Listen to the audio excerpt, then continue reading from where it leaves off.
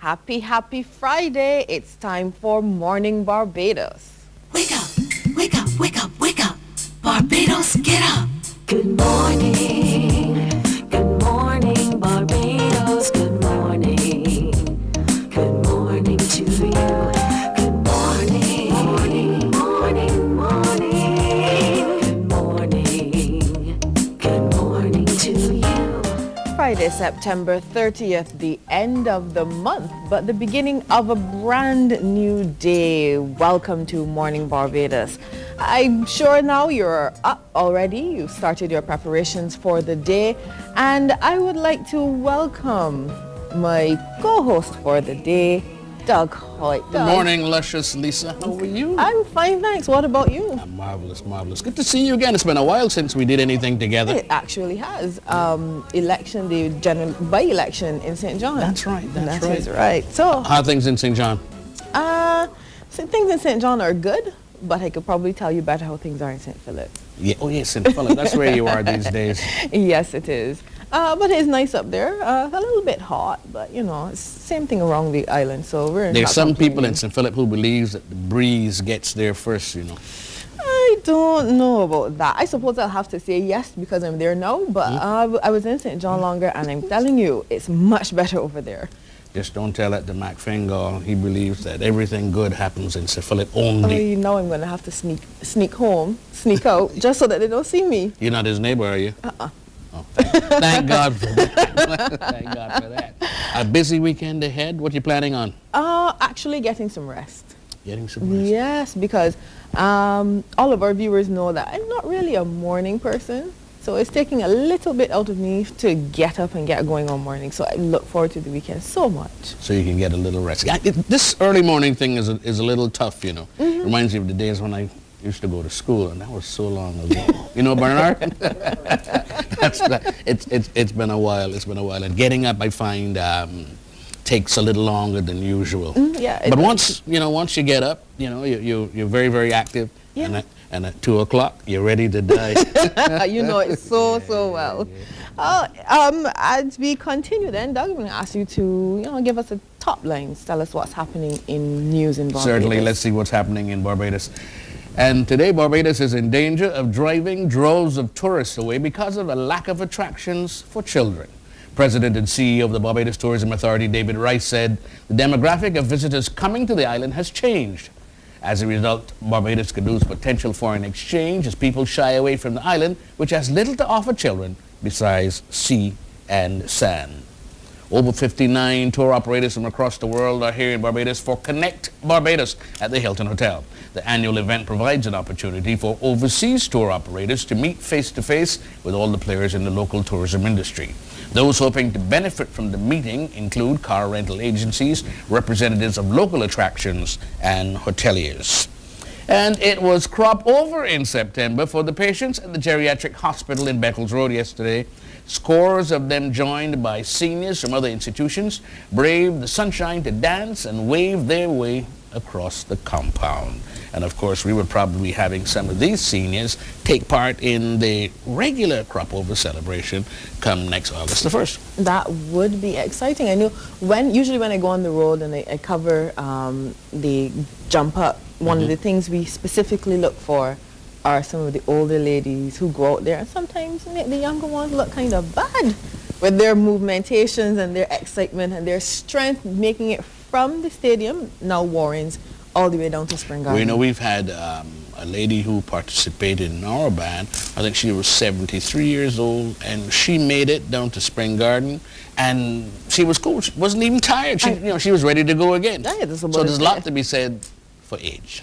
Tell that to Bernard. Well, I'll take you through now the International Herald Tribune, taking a look at some of the stories making headlines across the world. One of them that jumped out at me was a story in rural India where bank tellers are now making house calls, Doug. Bank tellers making house calls. Bank tellers making house calls. I'll tell you how they're doing it. A time was when bank tellers employed armies of human tellers. Later, they replaced many of them with automated teller machines. Now in India, they're using a hybrid of the two. They're calling it a human ATM.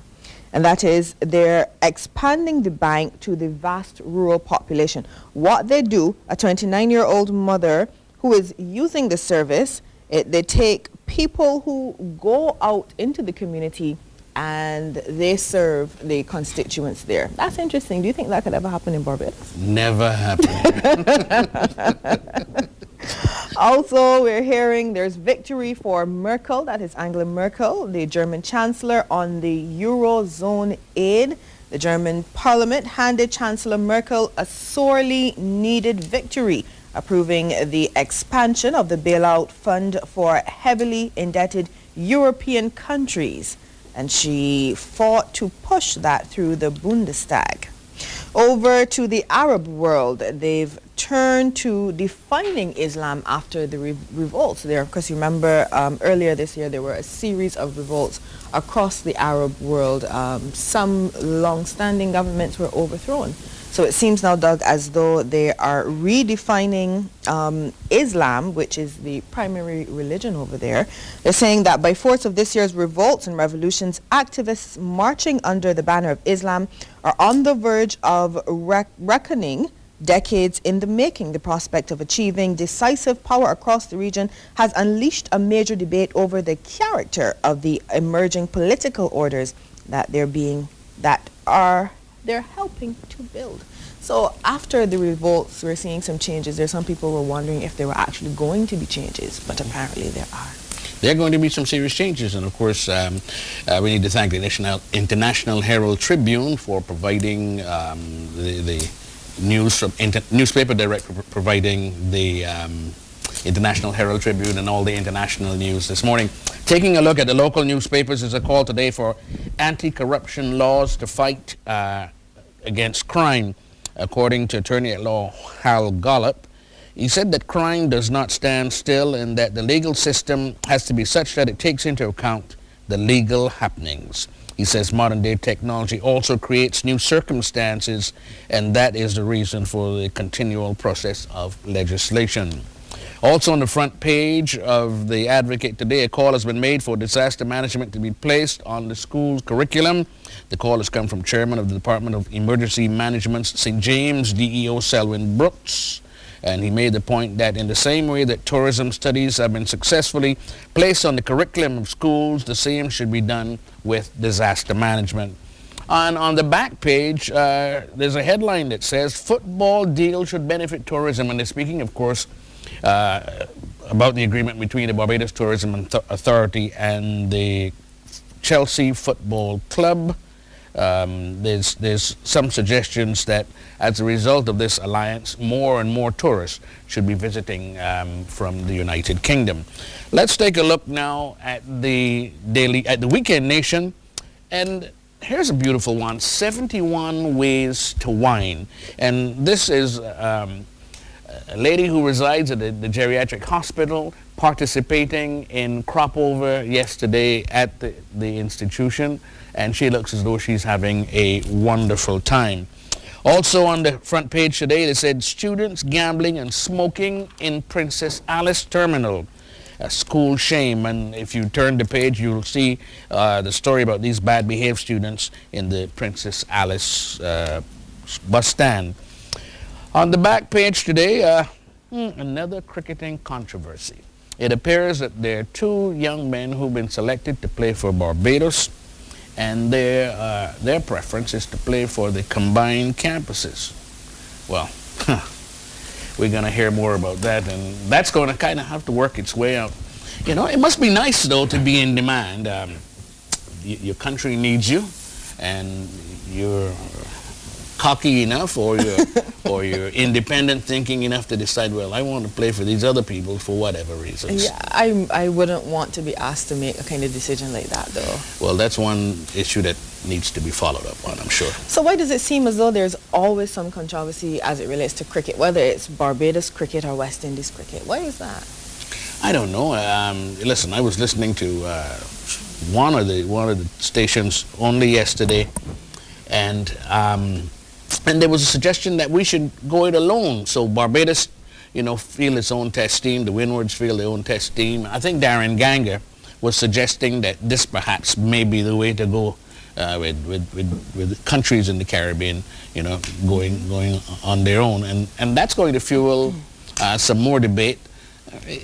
I guess cricket is a thing that that engenders what's the term we're looking for this morning? Discussion or emotion. Yeah, thank you, Jack. Certainly discussion. I think that's an understatement, considering how emotional people get about this sport. But it's supposed to be our national, our regional Tell you a quick story. I took some visitors to the island to establishment in Baxter's Road one morning about 2 o'clock to get a few liver cutters, and they were holding on to me so tightly because they were concerned. They say they're going to kill each other. I said, no, they're just very passionate. They're arguing about cricket. All right, we're going to take a break, and we're going to come back and get on the road this fabulous Friday morning in a moment.